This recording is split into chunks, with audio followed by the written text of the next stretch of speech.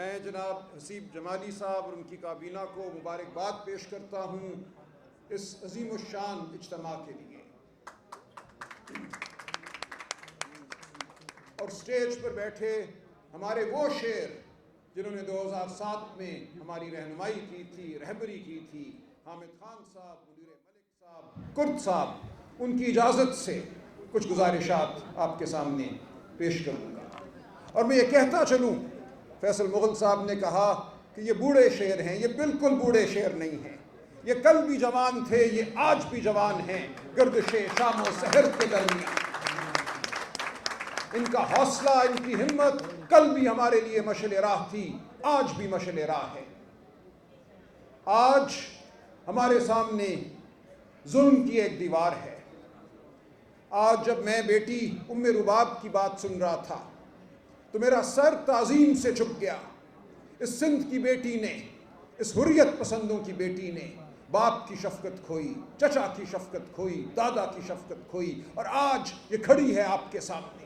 اس کی آواز بلند ہے، اس کی ہمت توانا ہے، اس کو انصاف نہیں ملا ان جابر عدالتوں سے، اس کے باوجود یہ مایوس نہیں، یہ کھڑی ہے۔ یہ ہمارے لیے مشعل راہ ہے، یہ ایک عظمت کا نشان ہے جس سے ہم سب نے تقویت پانی ہے، پورے ملک میں تقویت پانی ہے، اور ہم نے نکلنا ہے۔ آج جو نظام ہمارے سامنے کھڑا ہے، عدالتی نظام، پارلیمانی نظام، اس سے ہمیں کوئی توقع نہیں ہے۔ 8 فروری کو پاکستان کی قوم نے، 8 فروری 2024 کو پاکستان کی قوم نے اپنا 2 ٹوک فیصلہ دیا، جمہوریت کے حق میں فیصلہ دیا۔ اور آج یہ کہا کچھ دوستوں نے کہ سیاست ہمیں کامیاب نہیں کرے گی، ہم وکیلوں کو کامیابی کی جانب بڑھنا ہوگا، تو میں بسط احترام عرض کروں گا کہ آج وہ وکالت جو غریب کی وکالت ہے، جو انسان کے حقوق کی وکالت ہے، اور وہ سیاست جو انسان کی سیاست ہے، غریب پرور سیاست ہے، دونوں ایک جگہ آ کر کھڑی ہو گئی ہیں۔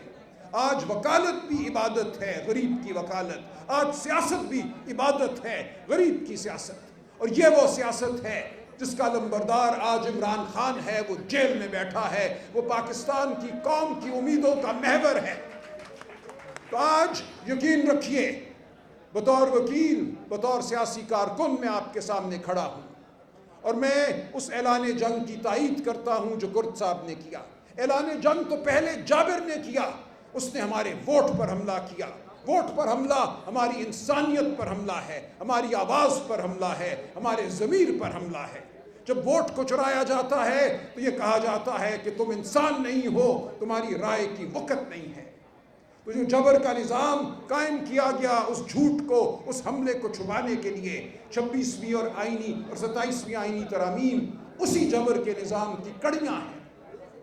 پہلا جو قانون بنایا فارم 47 کی اسمبلی نے، وہ یہ تھا کہ الیکشن کے معاملات حاضر سروس ہائی کورٹ کے جج نہیں بلکہ الیکشن کمیشن کے مقرر کردہ ریٹائرڈ جج سنیں گے، اور پھر ایسے جج مقرر کیے گئے جو پی سی او زدہ جج تھے، جن کے بارے میں سپریم کورٹ کہہ چکی ہے کہ یہ کبھی جج نہیں تھے، ان کو اپنے نام کے ساتھ جج لکھنے کا حق حاصل نہیں ہے، ان کو ہمارے مقدمے دیے گئے۔ تو آج ایک جھوٹ کا نظام ہے، ایک جبر کا نظام ہے، اور جب ریاست جابر ہو تو معاشرے میں بھی جبر ڈھونڈتی ہے۔ عمر رباب بیٹی نے جو بتایا ہمیں کس طرح وڈیرا شاہی کی وہ شکار ہوئی، اس کا خاندان شکار ہوا، تو وڈیرے کا نظام، جاگیردار کا نظام، جبر کا نظام ہے۔ جب ریاست جابر ہوگی، جب ریاست جھوٹ پر مبنی ہوگی تو وہ ڈھونڈے گی جبر معاشرے میں۔ عمران خان کی سیاست نے جاگیرداروں کی سیاست کو نیست و نابود کر دیا تھا، وڈیروں کی سیاست کو نیست و نابود کر دیا تھا۔ 8 فروری 2024 کے بعد واپس جھوٹ کے ذریعے، الیکشن پر حملے کے ذریعے انہی جاگیرداروں کو، انہی الیکٹیبلز کو، انہی وڈیروں کو ہم پر مسلط کیا گیا۔ آج جو ہم دیکھتے ہیں کارپوریٹ فارمنگ، کیا ہے کارپوریٹ فارمنگ؟ یہ بے زمین ہاری کے منہ پر تماچا ہے۔ یہ کہنا ہے کہ زمین تیری نہیں ہے، تجھے اس زمین پر حق نہیں ہے، تجھے ہم اس زمین سے بے دخل کریں گے، یہ زمین ہم دیں گے اپنے منظور نظر کو، یہ زمین ہم دیں گے سرمایہ دار کو، وہ یہاں اناج اگائے، تیرے پیٹ خالی رہیں گے، تیرا چولہا نہیں جلے گا، یہ اناج کہیں باہر جائے گا، ڈالر کمائے جائیں گے، امیر امیر تر ہوں گے، تیری غربت پر کوئی فرق نہیں پڑے گا۔ تو آج ہم ایک ظلم کے نظام کے تحت جی رہے ہیں۔ آج پیکا کا قانون ہمارے سامنے ہے، وہ ہماری زبان کو بند کرنے کی کوشش ہے، صحافت کو دفنانے کی کوشش ہے۔ ایمان مزاری، ہادی علی چٹھا اور کئی اور اس کالے قانون کا شکار ہو چکے ہیں۔ آج ہمارے دوست چانڈیو صاحب نے کہا کہ ان کی زبان نہیں ہے، اس کو آئین وہ تکریم نہیں دیتا جس کی وہ حقدار ہے۔ ہمارے ایک اور دوست نے کہا کہ آج بلوچ مہرنگ بلوچ کے پیچھے کھڑے ہیں کیونکہ وہ ان کے حقوق کی بات کرتی ہے، ان کے تمدن کی بات کرتی ہے، ان کی ثقافت کی بات کرتی ہے۔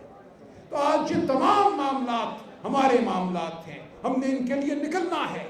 ہمارا نظریہ پہلے بھی درست تھا۔ 2007 میں جب ہم نکلے تھے، جیلیں ہم نے دیکھی، ہم نے مارے کھائیں، ہم نے لاٹھیاں کھائیں، حامد خان صاحب کے ساتھ ہم کھڑے تھے۔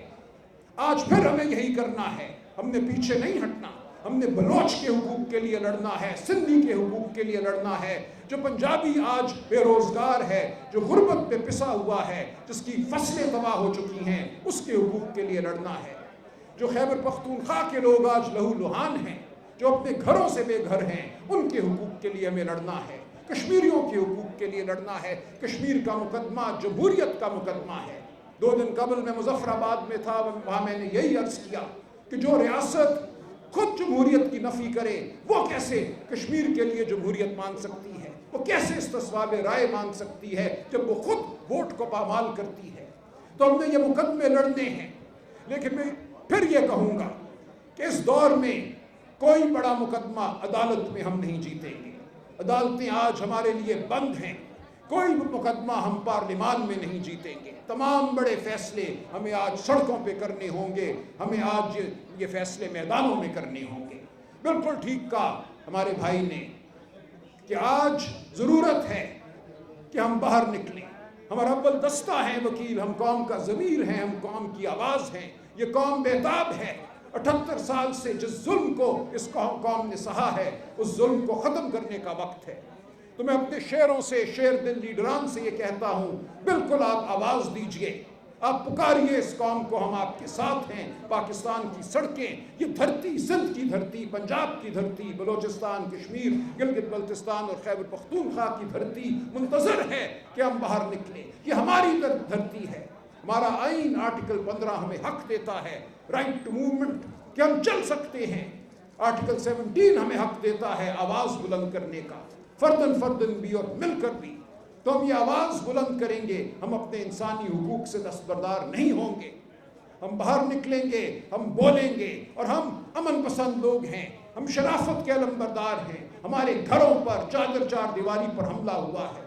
شاید کچھ لوگوں کو اور صوبوں میں احساس نہ ہو کہ پنجاب پر کیا گزری ہے، کس طرح گھروں کو توڑا گیا ہے، بیویوں پر ہاتھ اٹھا ہے۔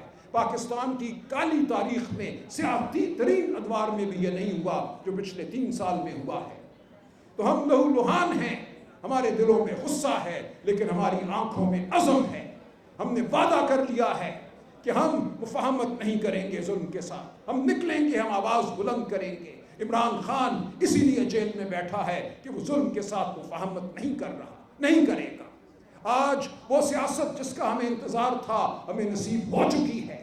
آج ہم نے سب نے مل کر اس سیاست کا ساتھ دینا ہے، بلوچ کے حقوق کا ساتھ دینا ہے، سندھی ہاری کے حقوق کا ساتھ دینا ہے۔ سندھ دھرتی مقدس ہے، بلوچ کی زمین مقدس ہے، خیبر پختونخوا، پنجاب، کشمیر، گلگت بلتستان سب اس گلدستے کا حصہ ہیں۔ ہم نے صحیح معنوں میں پاکستان کو ایک گلدستہ بنانا ہے جہاں ہر خطے کے بسنے والوں کی حقوق، ان کی زبان، ان کا تمدن محفوظ ہو۔ ہر فرقے، ہر مسلک کے لوگ اپنے آپ کو پاکستان کا مکمل شہری تصور کریں۔ یہ تحریک انصاف کا، عمران خان کا اعجاز ہے کہ سنی شیعہ سب کو اکٹھا کر دیا۔ سنی اتحاد کونسل، علامہ ناصر عباس، MWM سب ایک جا ہیں۔ آج ہم پاکستانی ہیں، پاکستانی قوم ہیں۔ ہماری سیاست پاکستان کی سیاست ہے، پاکستانی قوم کی سیاست ہے۔ یہ مرد اور عورت کا احترام کرتی ہے۔ یہ ہر پاکستان میں بسنے والے شہری اس کی زبان، اس کے تمدن کا احترام کرتی ہے۔ تو آج ایک بہت بڑا لمحہ ہمیں درپیش ہے۔ ہم نے فیصلہ کرنا ہے کہ ہم نے کیا جھک جانا ہے، کہ ہم نے اپنی چھوٹی چھوٹی زندگیوں کے گھرندوں میں رہنا ہے، اپنی وکالتیں کرنی ہیں، پیسے کمانے ہیں، اپنے آپ کو ایک آلہ بنانا ہے اس جبر کے نظام کا، یا اس جبر کے نظام کے خلاف کھڑا ہونا ہے، اس کو نیست و نابود کرنا ہے۔ تو میں آپ کو بطور وکیل اور بطور ایک سیاسی کارکن یقین دلاتا ہوں کہ اب ہم پیچھے مڑنے والے نہیں ہیں۔ تاریخ آج اس جگہ کھڑی ہے جہاں ہم سے تقاضا ہے، رباب کا تقاضا ہے کہ ہم لڑیں، انصاف کے لیے لڑیں۔ تقاضا ہے سندھ کے حاری کا کہ ہم لڑیں اور ہمیں لڑنا ہوگا۔ تو آپ یقین رکھیے کہ آپ کی قیادت، آپ خود ہمت سے بھرے ہوئے ہیں، آپ توانا ہیں، ظلم میں بہرحال پاش پاش ہونا ہے۔ یہ وعدہ ہے خدا تعالیٰ کا کہ سچ کی حکمرانی ہونی ہے، شرافت کی حکمرانی ہونی ہے۔ آپ ڈٹے رہیے، اب وقت ہے باہر نکلنے کا، اور انشاءاللہ یہ قوم آپ کے ساتھ ہوگی۔ بہت شکریہ۔